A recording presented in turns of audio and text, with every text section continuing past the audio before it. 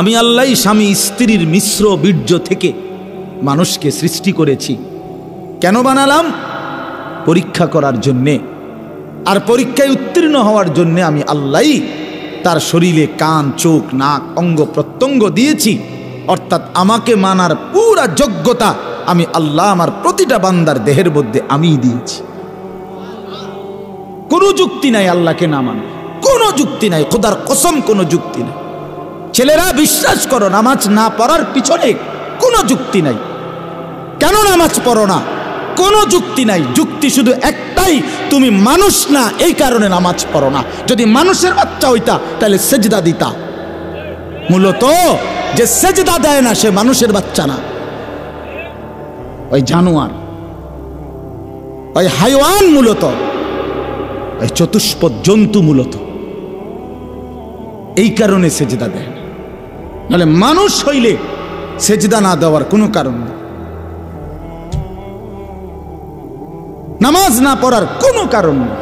মূলত সে মানুষ না, ওই মূলত হাইওয়ান। এটা এই জন্য সেজদা দেয় না, নামাজ পড়ে না। আল্লাহ বলছেন আমি তোমাকে পুরা মানার যোগ্যতা আমি আল্লাহ তাআলা দিয়েছি। আপনি বলেন যে আল্লাহ আমার আর রুকু করতে হয় নামাজে। এখন যদি আমার কোমরটাই বাঁকা না হয়, অথচ যদি আমারে বলতো যে রুকু করো, তাইলে না আমি বলতাম যে আমার শরীরটা কোমরটাই বাঁকা হয় না, আমনে কোন আমি রুকু করতাম। এটা এতটা জুলুম করলে। আমারে বললো সেজদা দিতে, এখন আমার হাঁটুও ভাঙ্গে না, কনুইও ভাঙ্গে না, কোমরও ভাঙ্গে না, আমি নিচের দিকে যাইতারি না, আমারে তাল গাছের মতো বানায় রাখছে, অথচ আমারে কয় কি দিতাম? সেজদা দিতাম। তাইলে এটা অন্যায়। বোঝেন নাই কথাটা? তখন এরকম নাকি আমার সেজদা দেওয়ার মতো যোগ্যতা আমার শরীরে আছে? রুকু দেওয়ার মতো যোগ্যতা আমার শরীরে আছে? তো সমস্যাটা কোথায়? সমস্যাটা কোথায়? আল্লাহ পাকের কোন হুকুম মানার যোগ্যতা আমাদের শরীরে নাই ভাই? বলেন। পুরা আল্লাহ বানাইছেন এভাবে, ফাআকিম ওয়াজহাকা লিদ্দীন হানিফা। কোরআন শরীফে আল্লাহ বলছে বান্দা তোমার পুরা জিন্দেগি তুমি নিজেকে দ্বীনের উপরে কায়েম রাখো। এখন যদি বলো আমি পারবনি, তা আল্লাহ বলেন ফিতরাতাল্লাহিল্লাতী ফাতারান নাসা আলাইহা। আমি আল্লাহ পুরা দিন, পুরা জিন্দেগি মানার মতো যোগ্যতা দিয়েই বান্দাকে সৃষ্টি করেছি। কোরআন শরীফের আয়াত, লা তাবদীলা লিখালকিল্লাহ। আরো মজার কথা আল্লাহ বলেন আমি এই যোগ্যতা আমার সৃষ্টির, এটা আমি কখনোই পরিবর্তন করি না।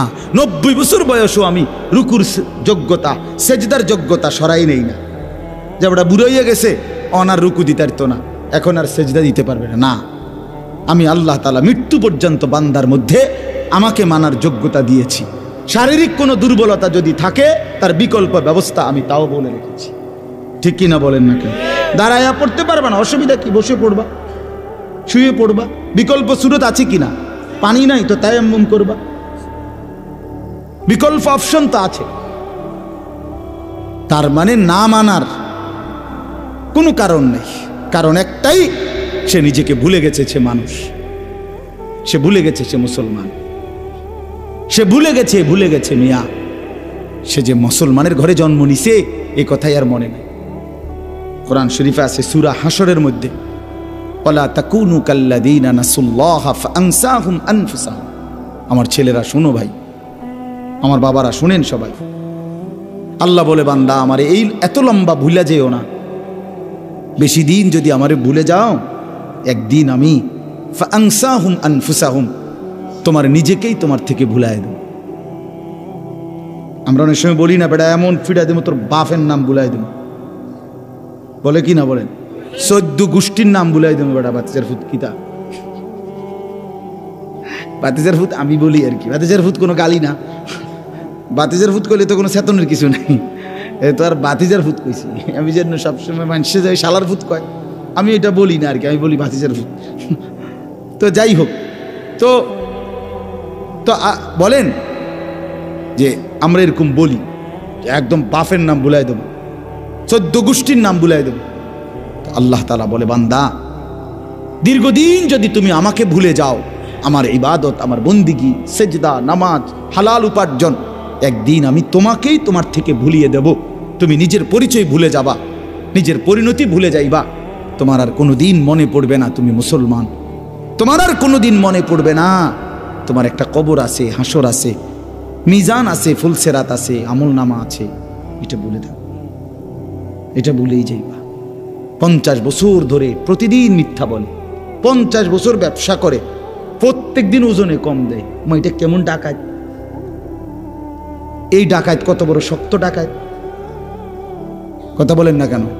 50 বছর ধরে সুদ খায়, এটা কি মুসলমান? কথা বলেন না কেন? এই হারামখোর কিসের মুসলমান? 50 বছর ধরে কাস্টমার ঠকায়, 30 বছর ধরে প্রতিদিন মিথ্যা বলে, কেমন মুসলমান? কি পরিমাণ ভুলা বলছে আল্লাহ রে। আল্লাহ বলছে হ্যাঁ তোর আখিরাত ভুলায়, যার কারণে বুড়া হইয়া গেছে, 60 বছর এখনো বিড়ি খায়। কারণ কি? কারণ কি? 60 বছর বয়স্ক একজন লোককে জিজ্ঞেস করেন, চাচা এখনো বিড়ি খান কেন? যিনি খায়, কারণ হলো আখিরাত ভুলে গেছে। হ্যাঁ হ্যাঁ, নাহলে এত বয়স্ক লোক চা দোকানে টেলিভিশন দেখার কথা না। 60 বছর বুড়া মানুষ, আমনে কেমনে বেড়ি চান? আমনে শরম নাই? ছি ছি ছি ছি ছি, আমনের শরম নাই? আমনে কেমনে নাচ গান দেখেন, নাটক সিনেমা দেখেন?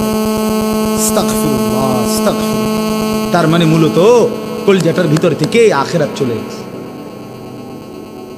এই জন্য রাগ হইয়েন না আমার কথায়, আপনি নাহলে জবাব দেন।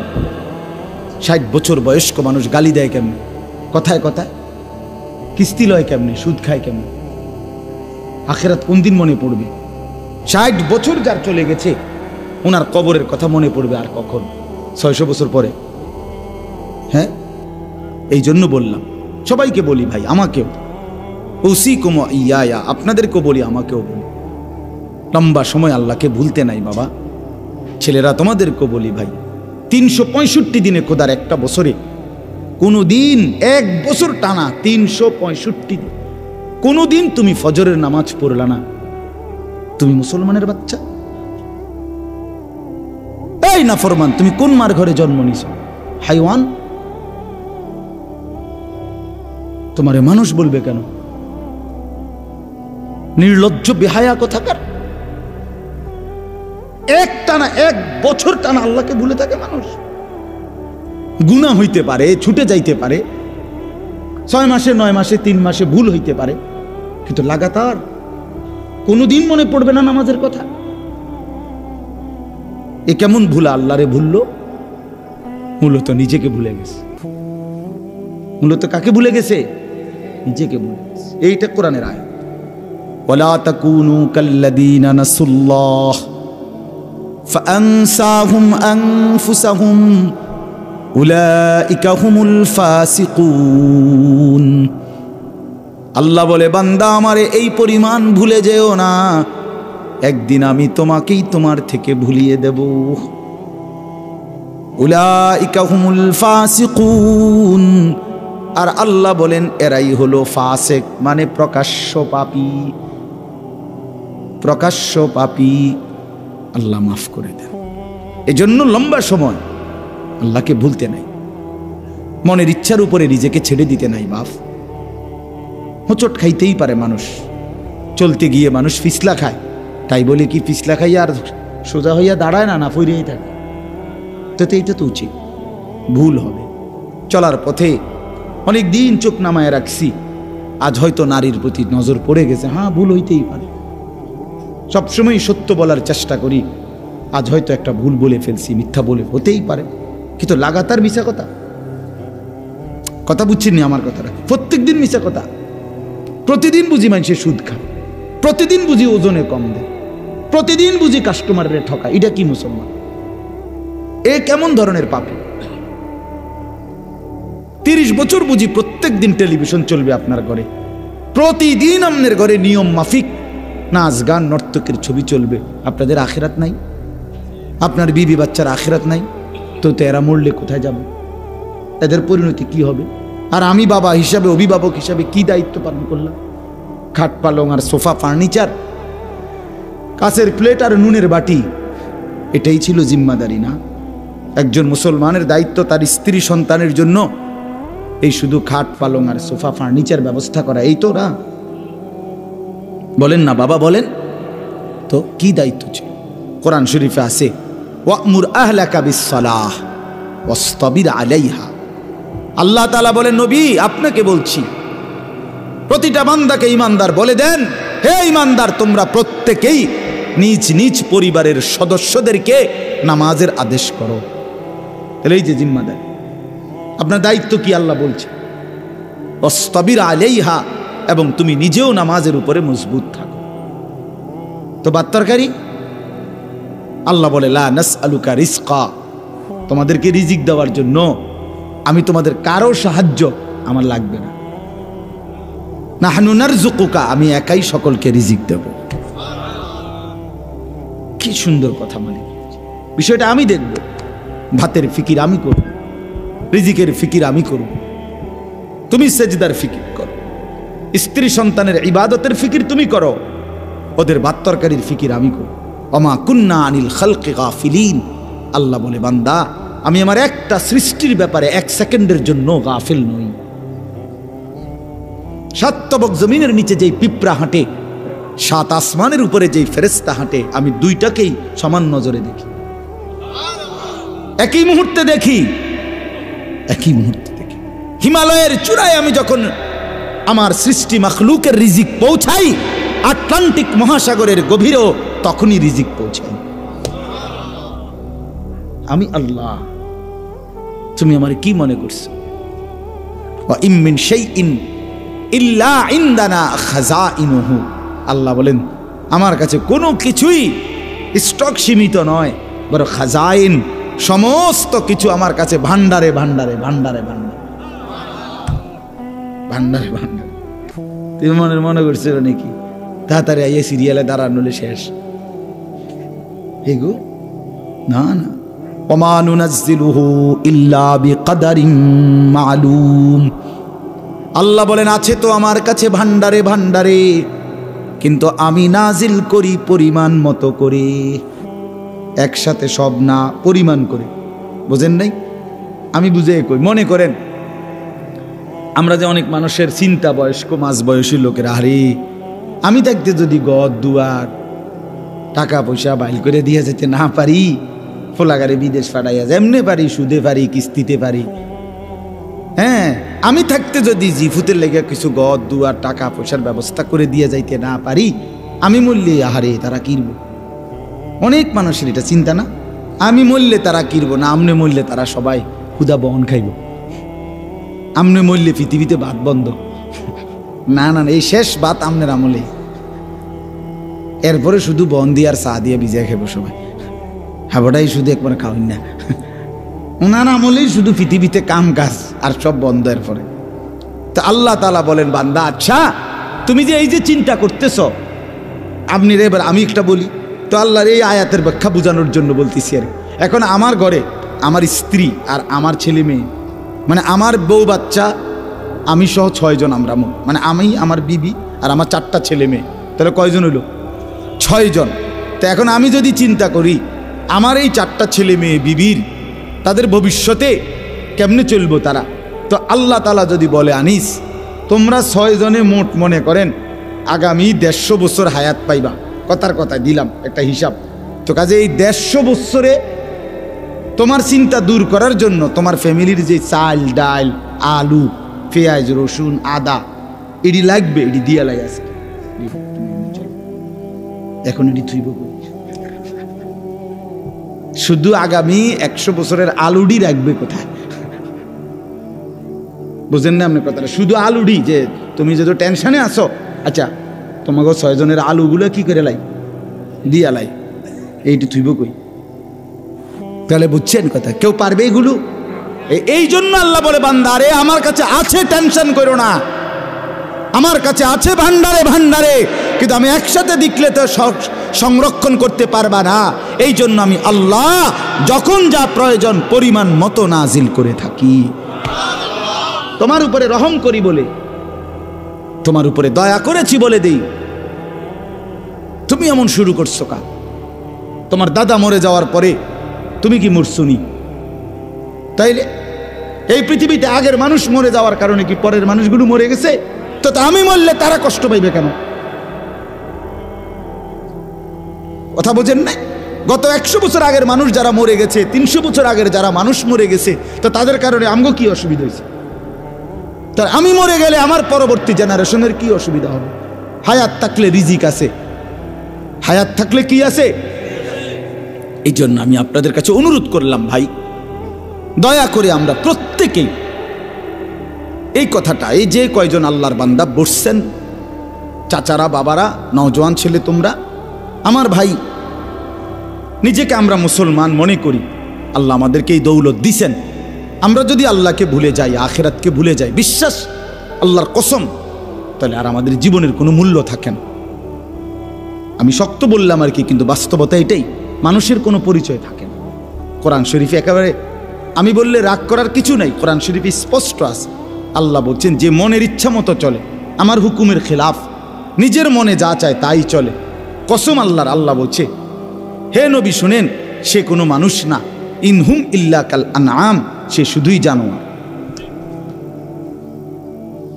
ইনহুম ইল্লা কাল আনআম, এটা নফি ইস্তিসনা, মানে আর কিছু নয়, তার পরিচয় আর কিছুই নয়, শুধুই চতুষ্পদ জন্তু। তাহলে কঠিন কথা আল্লাহ বলছে। এই জন্য যে জীবনে আখিরাত নাই, যে জীবনে পরকালের কথা নাই মনে, সে জীবন জীবন। আপনি আপনার মন মতো আখিরাত সাজাইলে হইতো না।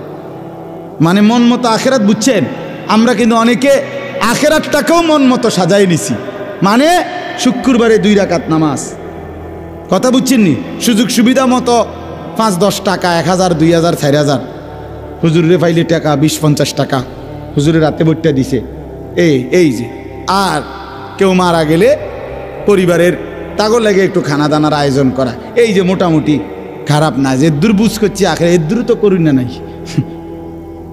এই যে এটা তো আমনের মন মতো আপনি আখেরাত সাজাইছে। কথা বলেন না কেন? আল্লাহ রসুল কেউ কোনোদিন বলছে যে শুধু শুক্রবারে জুমার নামাজ পড়লে যথেষ্ট?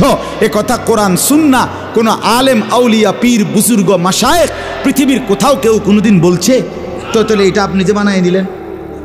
আপনি যে প্রত্যেক সপ্তাহে শুধু শুক্রবারে নামাজ পড়েন, পুরা সপ্তাহ নামাজ পড়েন না বাবা ভাই, কেন? এটা তো আপনি বানায় নিছেন আখেরাত, এটা তো আপনার মন গড়া আখেরাত। আল্লাহ তাআলা তো 5 ওয়াক্ত নামাজ ফরজ করেছেন, 5 ওয়াক্ত নামাজ ফরজ করেছেন। এই জন্য মন মতো আখেরাত কোরআন শরীফে আছে, তাফসীরের মধ্যে আছে। ইহুদিদের আখেরাত, শুনেন আমার কথাটা, মন গড়া। খ্রিস্টানদের আখেরাত মন গড়া, হিন্দুদের আখেরাত মন গড়া। আপনি জানেন ইহুদিদের বিশ্বাস হইল যদি পরকালে আমাদের পাপের কারণে শাস্তিও হয় তো সর্বোচ্চ 40 দিন। কয় দিন? 40 দিন। ইল্লা আইয়ামাম মাদুদা, নির্দিষ্ট কয়েকটা দিন, যেই 40 দিন মুসা আলাইহিস সালাম তুর পাহাড়ে আল্লাহর কাছ থেকে তাওরাত আনতে গেছিলেন, ওই 40 দিন। এই 40 দিন আমাদেরকে শাস্তি দিবে।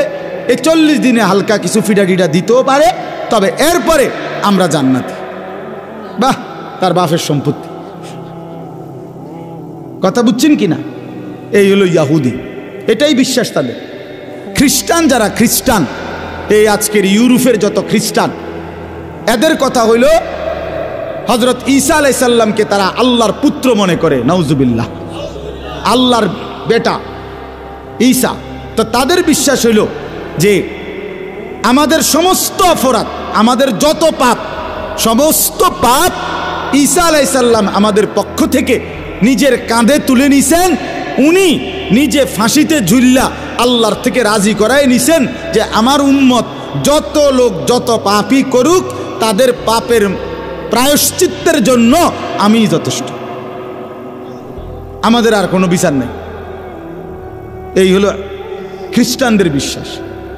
হিন্দু ধর্মওয়ালাদের একটা বিশ্বাস হলো জন্মান্তর, অর্থাৎ তাদের বিশ্বাস একটা এরকম যে মানুষ মৃত্যুর পরে আবার ফিরে ফিরে আসে।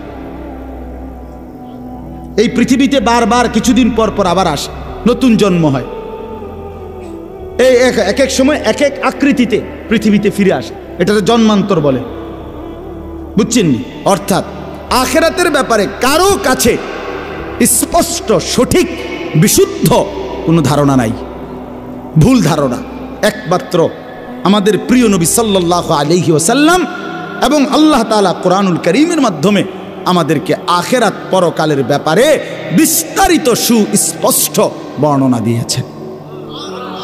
কোরআন এবং সুন্নাহর মধ্যে আখিরাত সম্পর্কে মোটা দাগের কথা কয়টা? 1 নাম্বার মৃত্যু, 2 নাম্বার কবর, 3 নাম্বার হাসরের মাঠ মানে বিচারের ময়দান, 4 নাম্বার আমলনামা গ্রহণ করা, 5 নাম্বার আমলনামা নিয়ে 2টা কাজ, একটা আল্লাহ তাআলার সামনে মুখোমুখি হওয়া, আরেকটা মিজানের পাল্লায় ওজনের জন্য দেওয়া, এরপরে ফুলসেরাত পার হওয়া, এরপরে জান্নাত কিংবা জাহান্নামে যাওয়া। এই সবগুলো বিষয়, মৃত্যু, কবর, হাসরের ময়দান, নিজের জিন্দিগির আমলনামা গ্রহণ করা, আল্লাহ পাকের মুখোমুখি হওয়া, মিজানের পাল্লায় ওজনের জন্য দেওয়া, ফুলসেরাত পার হওয়া, জান্নাত কিংবা জাহান্নামে যাওয়া, এই সবটার বিস্তারিত বিতফসিল ব্যাখ্যা কোরআন এবং সুন্নাহর মধ্যে আল্লাহ তাআলা এবং রাসূলুল্লাহ সাল্লাল্লাহু আলাইহি সাল্লাম একেবারে আলোকিত সূর্যের মতো বর্ণনা করেছে। এই জন্য হাদিসের আছে, তাফসিরে আছে, কিতাবে আছে। নবী সাল্লাল্লাহু আলাইহি সাল্লাম থেকে সাহাবায়ে কেরাম এই বর্ণনাগুলো শুনে এভাবে বুঝছেন যে সাহাবীরা মৃত্যু পর্যন্ত যেন আখিরাত পরকাল তাদের চোখের সামনে দেখতেন, জান্নাতের নাজ ও নিয়ামত যেন দেখতেন, জাহান্নামের আযাব যেন দেখতেন। এরকম করে নিজেদের জীবনটাকে তারা আখিরাতকে সামনে রেখে সাজাইছে। কথা বুঝছেন বাপ? তো আজকে আমি আপনাদের কাছে এই কথাটাই শুধু বলতে চাই। আমি 6টা আয়াত পড়ছি, এখনই তরজমা বলতেছি, কিন্তু এই আয়াতের মূল বক্তব্য এইটা যে আল্লাহ বলছে, বান্দা তোমারে আমি মুসলমান বানাইছি, তোমার মূল দায়িত্ব আখিরাতের প্রস্তুতি, আখিরাতের প্রস্তুতি। তোমারে আমি সিদ্ধান্ত নিয়ে পছন্দ করে আমার ইচ্ছায় তোমারে আমি ইমানদারের ঘরে জন্ম দিয়েছি। আমাদের কারো কোনো যোগ্যতা নাই। আমি কেন মুসলমানের ঘরে হলাম, আপনি কেন মুসলমান ইমানদার এক মা বাবার ঘরে জন্ম নিলেন, এই ব্যাপারে আমাদের ব্যক্তিগত কারো কোনো যোগ্যতা নাই। সম্পূর্ণ আল্লাহ পাকের দয়া, আল্লাহ তাআলার দয়া। এই জন্য আল্লাহ তাআলা যে আমাদেরকে মুসলমান হিসেবে পরিচয় দিলেন, মুসলমান ইমানদার। ভাই দুষ্টামি করো না, এই ছেলে কথা বলো না, বাপ তোমার সমস্যা হলে চলে যাও, দোস্ত কথা বলো না। তো আমাদেরকে যে আল্লাহ তাআলা এই দয়াটা করছেন, মুসলমান বানিয়েছেন, আমরা আলহামদুলিল্লাহ ছোট্টবেলার থেকেই নিজেদেরকে মুসলমান পরিচয় দেই না? সেই পিচ্ছি থাকতে 2 বছর থেকে মার মাধ্যমে, বাফের মাধ্যমে, মক্তবের হুজুরের মাধ্যমে কত হাজারবার আমরা এই কালেমা লা ইলাহা ইল্লাল্লাহ মুহাম্মাদুর রাসূলুল্লাহ আমরা পড়ছি। আলহামদুলিল্লাহ, কত বড় ইহসান এটা, আল্লাহ তাআলার দয়া। আল্লাহ আমারে বলার তৌফিক দিছে, আমারে পরিচয় দেওয়ার তৌফিক দিছে যে আমি স্বাচ্ছন্দ্যে বলতে পারি আমরা যে আমি মুসলমান। এই পরিচয় নিয়ে আমরা লজ্জিত না, ঠিক কিনা বলেন? এখানে একজন আছেন যে আমি এই পরিচয়ের কারণে লজ্জিত না। তাইলে আল্লাহ তাআলা আমাদেরকে দয়া করে, ইহসান করে বান্দার উপরে আল্লাহর সবচেয়ে বড় দয়া কি? তাফসীরের মধ্যে লিখছে কালেমা লা ইলাহা ইল্লাল্লাহ।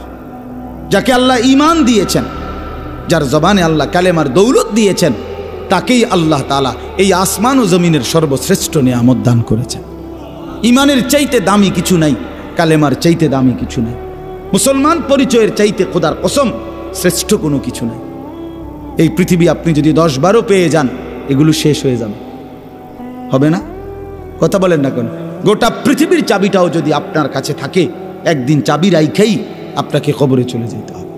কিন্তু ঈমান আপনাকে রাইখে যাইতে হবে না, সাথে নিয়েই জান্নাতে যাবে। সেজদা রাইখে যাইতে হবে না, সাথে নিয়েই জান্নাতে যাবে। রুকু রাইখে যাইতে হবে না, সাথে নিয়েই জান্নাতে যাবে। কিন্তু দুনিয়া রাইখে যাইতে হবে, খাট পালং আর সোফা ফার্নিচার, ইট বালু আর সিমেন্ট রেখে যাইতে হবে, এখানে রাইখে যাইতে হবে। আল মালু আল বানুনু জিনাতুল হায়াতিদ দুনিয়া। আল্লাহ তাআলা বলেন অর্থ সম্পদ এবং সন্তানাদি বান্দা এগুলো শুধুই দুনিয়ার সৌন্দর্য। অল বাকিয়াতুস সালিহাত, আর স্থায়ী বাকি থাকবে কেবল as-সালিহাত, সমস্ত নেক আমল, সমস্ত নেক আমল। এই জন্য ভাই আল্লাহ তাআলা আমাদেরকে বলছেন, বান্দা আমি তোমাকে মুসলমান বানালাম, মুমিন বানালাম, এখন তোমাকেই আমি জান্নাত দিতে চাই। সুবহানাল্লাহ। মূলত আল্লাহ তাআলা জান্নাত বানাইছেনই মুমিনের জন্য, জান্নাত বানাইছেনই মুসলমানের জন্য। বিশ্বাস করেন কোন কাফের বেঈমান, হিন্দু, বৌদ্ধ, ইহুদি, খ্রিস্টান, নাস্তিক, মুরতাদ, কোন বেঈমান কাফের সারা পৃথিবীর সমস্ত ভালো কাজও যদি করে, তারপরেও এক জাররা, এক বিন্দু পরিমাণ আখেরাতে কোনো বিনিময় পাবে না। মিলবে কিন্তু আখেরাতে কি হবে না? বিনিময়। এই ভালো কাজের কোনো স্বীকৃতি নাই, কারণ ঈমানবিহীন আখেরাতে কোনো মূল্য নেই। আমরা ছোটবেলা থেকে উস্তাদদের মুখে, ওলামায়ে কেরামের মুখে শুনছি, আপনারাও অনেক শুনছেন ওয়াজে, যে আগে এক লিখে যত শূন্য লেখে তাইলে দাম হয়। একের পরে প্রতিটা শূন্যে কি বাড়ে? মান বাড়ে, ঠিক না? 10, 100, 1000 এমনি হয়। কিন্তু এক না লিখে 1 কোটি শূন্য লিখলেও কি হয় না? কোনো দাম, কোনো সংখ্যা আসে না, কোনো হিসাব আসে না। 10,000 শূন্য একসাথে লিখলেও এটার কোনো পরিমাণ আসে না। মানে এটা কত হইল? 100টা শূন্য লিখছে, এখানে তো কত হয়েছে? কিচ্ছু হয়েছে না। কিন্তু এক লিখে 100টা শূন্য লিখলে এটার একটা কি আসতো? মান আসতো। বুঝছেন কিনা? এই জন্য ঈমানবিহীন বাকি কিচ্ছুর কোনো মূল্য হয় না। ঈমানের সাথে এবার ইলাইহি ইয়াসআদুল কালিমুত তাইয়্যিব ওয়াল আমালুস সালিহু ইয়ারফাউহু, আল্লাহ বলে প্রথম আল্লাহর কাছে বান্দার ওঠে কি? মানে প্রথম আল্লাহর কাছে কি জমা হয়? বান্দার ঈমান জমা। কালেমায়ে তাইয়্যিব মানে লা ইলাহা ইল্লাল্লাহ মুহাম্মাদুর রাসূলুল্লাহ, এটা প্রথম জমা হয়। এরপরে নেক আমলগুলো ওই ঈমানকে আরো উপরে তুলতে থাকে, ঊর্ধ্বে উঠাইতে থাকে। এই জন্য আল্লাহ তাআলা আমাদেরকে ঈমান দিছেন। এখন আল্লাহ তাআলা আমাদের জন্যই জান্নাত বানাইছেন। একটা জিনিস শুধু বুঝেন, যে আমাকে আল্লাহ তাআলা ঈমান দিছেন, ওইখানে আমার জন্য আল্লাহ জান্নাত রাখছেন, এই মাঝখানে শুধু একটা কাজ আছে, একটা কাজ। আল্লাহ বলেন ঈমান আমি দিলাম, তুমি শুধু আর একটা কাজ করো বান্দা, সেটা হলো তুমি তোমার জীবনে তাকওয়া অর্জন করো। কি অর্জন করো? তাকওয়া অর্জন। ইয়া আইয়ুহাল্লাযীনা আমানুত্তাকুল্লাহ ইত্তাকুল্লাহ ইত্তাকুল্লাহ ইত্তাকুল্লাহ। তাকওয়া অবলম্বন করো। তাকওয়া, তাকওয়া চাই, তাকওয়া চাই, তাকওয়া চাই। মানে কি? মানে হলো 2 জিনিস। আল্লাহ তাআলা বলেন আমার সবগুলো নিষেধ ছেড়ে দাও, সবগুলো আদেশ পালন করো। এরই নাম তাকওয়া, এরই নাম তাকওয়া। আপনি যদি বলেন আমি পারবো কিনা, ওই আগেই বলছি, আল্লাহ তাআলা আল্লাহকে মানার পুরা যোগ্যতা আমাদের শরীরের মধ্যে দিয়েছে। এমন কোনো হুকুম নাই যেটা বান্দা পারবে না, এমন হুকুম আল্লাহ দেয় না। এমন কোনো বিষয় নিষেধ করে নাই যেটার কারণে বান্দা মুশকিলে পড়ে যাবে না। আল্লাহ এমন জুলুম আল্লাহ করে না। আল্লাহ তাআলার জন্য জুলুম সাজে না। এই জন্য আল্লাহ তাআলা কোনো হুকুম বান্দার উপরে অসম্ভব, অযৌক্তিক এমন দেয় নাই। তাইলে আল্লাহ তাআলা বললেন বান্দা ঈমান তো আমি জন্মসূত্রেই আলহামদুলিল্লাহ দিলাম, এবার তুমি তোমারে তাকওয়া মানে গুনাহগুলো ছেড়ে দাও এবং নেকগুলো অর্জন করো, বিনিময়ে আমি আল্লাহর জান্নাত আমার থেকে বুঝে নাও। বুঝেন আমার ভাই, রাত হয়ে গেছে, আমি এই জন্য লম্বা করতে চাচ্ছি না, বাকি এতটুকু কথা বুঝছেন। এই নিজেরা নিজেদেরকে চালাক মনে করেন না, আল্লাহর নাফরমানি করে চালাক হয় না। আমিও না, আপনিও না, আপনিও না, আপনিও না, বরং আল্লাহকে মানার মধ্যে বুদ্ধিমান। নবী সাল্লাল্লাহু আলাইহি ওয়াসাল্লাম হাদিসে আছে, আল্লাহ নবী সাল্লাল্লাহু আলাইহি ওয়াসাল্লাম বলেন আল কাইয়িসু মান দানা নাফসাহু ওয়া আমিলা লিমা বা'দাল মাউত। বুদ্ধিমান সে, চালাক যে নিজের হিসাব রাখে এবং মৃত্যু পরবর্তীর জন্য আমল করে। কোরআন শরীফে আল্লাহ তাআলা বলছেন কোরআন সুন্নাহর ইলম যারা আছে তারাই কেবল উলুল আলবাব, তারাই বিবেকবান, তারাই চালাক। আল্লাহ কোরআনে বলছেন চালাক বুদ্ধিমান কারা? যারা 3টা কাজ করে, দাঁড়িয়ে বসে শুয়ে সর্বাবস্থায় আল্লাহর জিকির করে, আল্লাহর সৃষ্টি নিয়ে ভাবনা চিন্তা করে, ফিকির করে, আর বেশি বেশি আল্লাহর কাছে দোয়া করে। তার মানে এদেরকে, আর যারা আল্লাহকে মানে না, খোদার কসম আল্লাহ তাদেরকে বলছে লা ইয়াকিলুন, এরা কিছুই বোঝে না, লা ইয়াফকাহুন, এরা কিছুই বোঝে না, লা ইয়ালামুন, এরা কিছুই জানে না, এরা জানে না। অতএব আল্লাহকে না চিনে আল্লাহর বন্দিগি ছেড়ে দিলে চালাক হয় না। আমাদের দেশে বাটফারে কয় চালাক, না না, বাটফার তো বাটফারে না, চালাক হবে কেন? কথা বোঝেন নাই? ওই 3টা কমলা ফসা দিয়া হাতে 1 ডজন বেচ চালায়, কয় হেতে মাশাআল্লাহ চালাক, কির চালায় তো সিটারে না।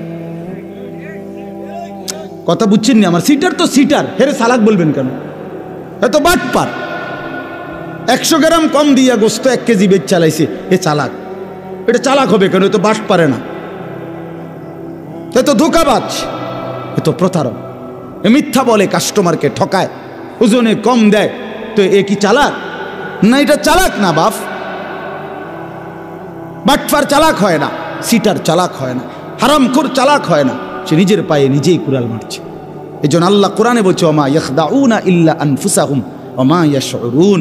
আরে নাফরমান বান্দা, নিজেই নিজেকে ধোঁকা দিচ্ছ, আসলে তুমি বুঝতেছ না। তুমি মনে করছো তুমি খুব চালাক। অনেক ছেলে তোমরা আসো, তোমরা মনে করো 1 ওয়াক্ত নামাজ পড়তে হয় না, কেউ তোমারে কিছু কয় না, মাতেও না, তোমার মায়ও তোমার আর কিছু কয় না, বাবাও বলে না, এলাকার কেউ তোমারে বলে না। বাহ, তুমি সারাক্ষণ চুল ঘুরাইতেছ, চুল আঁচড়াইতেছ, প্যান্ট পিনতেছ, মোবাইল টিপতেছ, সারা রাত উলঙ্গ ছবি দেখতেছ, বন্ধুদের সাথে আড্ডা দিতেছ, বাবা তুমি মনে করছো তুমি কি বুদ্ধিমান।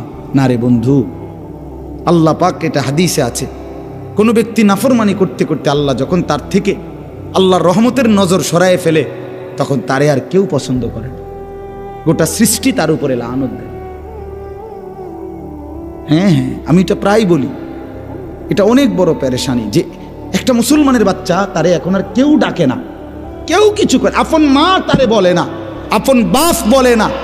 মুসলমানের ঘরে থাইকা সে একটা দিনও ফজরের নামাজ পড়ে না, কেউ তার এটা নিয়ে মাথা ব্যথা নাই, কারো কোনো এটা নিয়ে কোনো চিন্তা নাই। তোর রূপে খোদার গজব পড়ছে মূলত, এই জন্য কেউ বলে না। তোর উপরে আল্লাহর লানত পড়ছে, লানত লানত, এই জন্য কেউ বলে না। এটা কোরআন শরীফে আছে। ইবলিসকে আল্লাহ বলছে, ইবলিস তুই সেজদা দিলি না, ওয়া ইন্না আলাইকাল লানাতা ইলা ইয়াউমিদ্দিন। আপনি জিজ্ঞাসা করেন কোন আলেম, কোরআন শরীফের আয়াত, আল্লাহ বলছে ইবলিস সেজদা দিলি না, আজকের থেকে কিয়ামত পর্যন্ত তোর উপরে আমি আল্লাহর লানত। বিশ্বাস করেন ভাই, কেন তোমারে কেউ ডাকে না? তুমি মুসলমানের ঘরে জন্ম নেও নাই, তোমার আখিরাত এভাবে তোমারে ছেড়ে দিল। আমি তো অনেক সময় বলি, আমার বড় ভাই আলহাজ হজরত মাওলানা মাহবুবুর রহমান আশরাফি ভাই, আমার একদিনে ছাত্র জীবনে আমার ভাই একবার চুল কাটতে গিয়ে 3বার চুল কাটাইছে আমার, শুধুমাত্র সামনে পিছনে একটু 19-20 হয়েছে চুল কাটতে। আবার যাও সেলুন, আবার যাও, 3বারের পরে কইছে হ্যাঁ, এটা আমার সৌভাগ্য যে ভাই আমার দিকে নজর রাখছে। ঘরের বারান্দায়, বাসার বারান্দায় পিড়ি দিয়া, না জানি ছোট্ট মোড়া দিয়া বইছি, মা আমারে ভিতরে থেকে হঠাৎ একটু পরে ডাক দিয়া করেছে, আনিস ভিতরে এলাও। আমি বাইসা করলাম, মা কি হয়েছে? ওই বাসার কাজের মেয়ে তোমার দিকে তাকায় রয়েছে, মায় দেখছি, মা আমার নজর রাখছে, এই তো আমার জিন্দগির সৌভাগ্য। আমরা 5 ভাই 3 বোনকে মা প্রতিদিন ওই স্কুলের ঘন্টা ফেটে যেই বেল, যেটা দিয়ে আমরা টুংটুং বাইরায়, এইটা দিয়ে আমাদের রুমের সামনে গিয়া মা আজীবন মারে দেখছি। ফজরের নামাজের সময় মা এটা এমনি টুং করে বাড়ি দিত, যতক্ষণ আমরা ঘুম থেকে উঠে দরজা না খুলতাম। আমার যখন 2টা বাচ্চা হয়েছে, তখন আমার বিবি আছে, আমার সন্তান আছে, আমি ওয়াজ মাহফিলে বয়ান করি, তখনও মা আমার এই বেল ফিরে ফজরের নামাজের সময় উঠেছে, একদিনও ছেড়ে দেয় নাই। ছোট আমার ছাত্র জীবনে আমরা মনে আছে, মারে কত সময় কইতাম, মা উঠছি, ওইটা ফিডন বন্ধ করেন, উঠছি মা, হ্যাঁ মা কইতো না, ফুট হইছে না, এটা হঠাৎ থেকে উঠছি, লাইট জ্বালাও, দুয়ার খোলো। ভাইয়া এটা ভাইবা দেখো ছেলেরা, এই যে কয়জন ছেলে কেউ তোমারে ডাকে না, কারণটা কি বাবা? সারাটা দিন তুমি মোবাইল টিপো, সারা রাত উলঙ্গ ছবি দেখো। আয় হায় রে হাইওয়ান, তোরে কেউ ডাকে না কেন? তোরে নিয়ে কেউ ভাবে না কেন? কি মুসিবত তোমার উপরে আসছে তুমি জানো না তো? এই জন্য বাপ, কোরআনুল কারীমে আল্লাহ বলছেন, কুলু ওয়া তামাত্তাউ কালিলান ইন্নাকুম মুজরিমুন। বান্দা, কিছু সময়ের জন্য দুনিয়া খাও, ভোগ করো, শুধু মনে রাখো তুমি নাফরমান। খাইতে দিচ্ছি আমি, অসুবিধা নাই, কোরআন শরীফের আয়াত।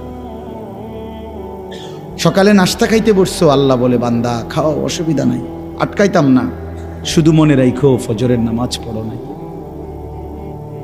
রাত 10টা বাজে খাইতে বসছো, নাফরমান বেঈমান, আল্লাহ ডাক দিয়ে বলে ঠিক আছে খাও, খাইতে আমি বাধা দেব না, খানা আমি কুত্তারেও খাওয়াই। হ্যাঁ, আরে নাফরমান, খানা কুত্তারেও খাওয়ায়, কুত্তারেও খাওয়ায়। কুত্তাও ঘুমায়, কুত্তাও পেশাব পায়খানা করে, কুত্তারও বাচ্চা কাচ্চা হয়, যৌন চাহিদা কুত্তারও পূরণ হয়। এটা আশ্চর্য কিছু না। বাদ কতটি খানার নাম জিন্দিগি না বাপ? উঠতে পারলে আর ফুর্তি করতে পারলে এটা জীবন না বাপ। আল্লাহ বলছে খাও, কোনো অসুবিধা নাই, আমি জন্তু জানোয়াররাও খাওয়াই, তোমারে খাওয়াইতাম না। খা, শুধু এদ্দুর মনে রাখবা ইন্নাকুম মুজরিমুন, তুমি পাপী। বিল্ডিং করছো, করো, কোনো সমস্যা নেই, হতো এটা। আল্লাহ বলে ঘুমা হও, শুধু খেয়াল রাখবা যদি সুদের টাকা, কিস্তির টাকা, লোনের টাকা, বাটফারির টাকা, এ কথাটা শুধু মনে রাখ, পরে বুঝইব। হ্যাঁ, পরে হিসাব কোন ভাত খাও। ভাতের লাগে আটকাইতাম না আমি, দুনিয়া আমি সবাইকে ভোগ করতে দিই। সরাসরি কোরআন, কুলু ওয়া তামাত্তাউ কালিলান ইন্নাকুম মুজরিমুন। এরপরে আল্লাহ বলেন ওয়াইলুন ইয়াউমাইদিল লিল মুকাদ্দিবিন। মিথ্যাবাদী নাফরমান, মনে রেখো সেদিন আখিরাতে তোমার জন্য জাহান্নাম। ওয়াদারনি ওয়াল মুকাদ্দিবিনা উলিন নি'মাতি ওয়া মাহহিলহুম কালিলা। আল্লাহ বলে আমার নাফরমান বান্দাকে কিছু সময়ের জন্য দুনিয়া খাইতে দাও, শুধু তারে বলে রাখো ইন্না লাদাইনা আনকালাও ওয়া জাহিমা। আমি তার জন্য আখিরাতে রেডি রাখছি আগুনের শিকল আর জ্বলন্ত আগুন, ওটা তারে বলে দিও। আল্লাহ বলেন ইন্না আ'তাদনা লিল কাফিরিনা সালাসিলা ওয়া আগলালান ওয়া সাঈরা। সমস্ত নাফরমান বেঈমানের জন্য আমি প্রস্তুত করে রেখেছি আগুনের শিকল, আগুনের বেড়ি এবং জাহান্নামের আগুন। শিকল দিয়ে বাঁধিবে। কোরআনুল কারীমের মধ্যে আছে 70 হাত লম্বা শিকল, 70 জিরাআ, 70 হাত লম্বা শিকল। আর বেড়ি দিয়ে বা বেড়ি বাঁধিবে। বেড়ি বান কি? ওই এখন আর আমি আর আমার মাওলানা গাড়িতে বসে বসে এটা মুজাকারা আলোচনা করতেছিলাম। হাসরের ময়দানে নাফরমান পাপীকে বন্ধু। সূরা ইয়াসিনের মধ্যে আল্লাহ বলছে ইন্না জাআলনা ফি আ'নাকিহিম আগলালান ফাহিয়া ইলাল আযকানি ফাহুম মুকমাহুন। আল্লাহ বলে নাফরমান মনে রেখো হাসরের ময়দানে আমি আল্লাহ এইভাবে ঘাড়ের মধ্যে 2 হাত এইভাবে ফেরেশতা বান দিবে, এই থুতনির নিচে দিয়া হাত রাখবে, ফলে চেহারাটা উপরের দিকে উঠে যাবে, আর কোনোদিন নাফরমান চোখটাও নিচের দিকে নামাইতে পারবে না। কি ভাবছো বন্ধু তুমি চালাক, আমি বেকুব? আমরা যারা নামাজ পড়ি আমরা বুঝি বোকা? কি মনে করছো আমরা যারা শুধুমাত্র মসজিদের ইমাম আসতে 10,000 টাকা বেতন দিয়া খোদার 12টা মাস চলে বেকুব এই জন্য না? তুমি চালাক। তুমি ভাত খাইয়া বড় হইলে, আমরা কি সিরা খাইয়া বড় হইছি নাকি? বুঝবো না কেন? কথা বলেন না। দুনিয়া না বুঝার কি আছে? কেমনে সুদে টাকা লাগাইতে হয় আমরা বুঝি না? না বুঝার কি? কিন্তু ওই আখেরাত আল্লাহ বলেন আমি বেড়ির মতো বাঁধ দেব,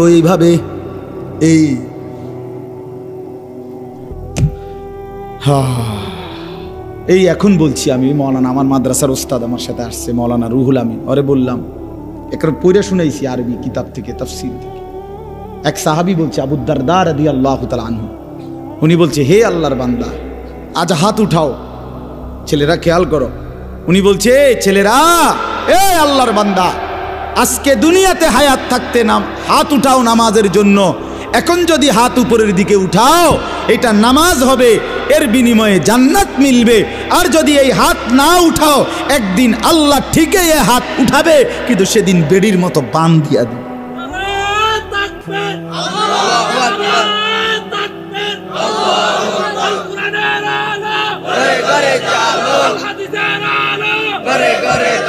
বোঝো নাই বন্ধু? হাত তোমার উঠাইতো, হাত এটা উঠা। এখন তো এমনি সুন্দর নামাজের জন্য উঠাইলা, হইলে উঠাইলা না বেঈমান, মনে রাখো হাত উঠাবে একদিন।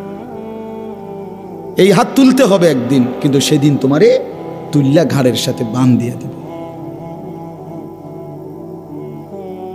এই জন্য দোস্ত আমার, বন্ধু আমার, জিন্দেগি নষ্ট না করি। আমার হায়াত আমার, আপনার হায়াত আপনার, ছেলেরা তোমাদের হায়াত তোমার, না তুমি আমার, না আমি তোমার, তুমি তোমার। প্রত্যেকে প্রত্যেকে বাপের নাম ভাঙ্গাইলে হবে না, দাদার নাম ভাঙ্গাইলে হবে না। আমি আমার, আমার কবরও একা, আমার আখিরাতও একা, আমার হাসরও একা, আমার মিজানও একা। অতএব আমরা প্রত্যেকে আল্লাহকে মানার চেষ্টা করি, আখিরাতের ফিকির করি। বলেন ইনশাআল্লাহ, বলেন ইনশাআল্লাহ। দুনিয়া চলবে, কোনো অসুবিধা নেই, আখিরাত সাথে নেন, আখিরাতকে মিলায় নেন। বাজারও করেন, নামাজও পড়েন। কথা বোঝেন না? অসুবিধা কি? বাজারও করেন, নামাজও পড়েন, সংসারও করেন, আল্লাহরও ডাকেন, উপার্জনও করেন, হারাম থেকেও বাঁচেন। অসুবিধা কি? পারবেন, হালাল দিয়েই সংসার চলবে। আর যদি আমি থাকতে আমার পুরা সংসার, আমার আব্বা, আমরা 5 ভাই 3 বোনের জন্য, বিশ্বাস করে আমরা 5 ভাইয়ের জন্য আব্বা আমাদের জন্য কোনো বিল্ডিং করে দেওয়া যায়নি। আমরা বাবার মৃত্যুর সময় 2015 সালে আব্বা ইন্তেকাল করছে। আমরা 5 ভাইয়ের কোনো ঘর ছিল না, সরকারি একটা বাসায় সরকারি লিজ দিয়া, বছর বছর সরকারি খাজনা দিয়া আমার আব্বারে প্রাইমারি স্কুল থেকে একজন কুমিল্লা শহরের একজন লোকের মাধ্যম হইয়া, বিলাল ভাই আমগো বাসায় গেছেন না? কত তো, এটা তো আমগো সরকারি বাসা, জানেন না আপনি? এটা ঠাকুরপাড়ার যে বাসাটা, সরকারি বাসা, সরকারি লিজের বাসা। তে এই বাসায় আমরা থাকতাম। আমার বাবার হায়াত এখানেই শেষ হয়েছে, আমার আব্বা ওই বাসাতে ইন্তেকাল করছে। 5 ভাইয়ের কোনো ঘর ছিল না। 2015 সালে বাবা ঘর করে দিয়ে যায় নাই। আজ 2024 সালে 9 বছরের ব্যবধানে আলহামদুলিল্লাহ আমরা 5 ভাইয়েরই আলাদা আলাদা বিল্ডিং আছে, 5 ভাই বিল্ডিংয়ে থাকে। তো কি হয়েছে? অসুবিধা কি হয়েছে? বাপ যাওয়ার সময় ঘর করে দিয়ে যায় নাই, তো পরবর্তীতে কি সন্তানরা ঘর করতে পারে নাই? কিন্তু বাবা 5 ছেলেকেই আলহামদুলিল্লাহ মাদ্রাসায় পড়াইয়া আলেম বানায় দিয়ে গেছে। 5 ভাই আলেমে দিন হয়েছে। ফলে কি হইল? এখন বাপেরও লাভ, আমারও লাভ।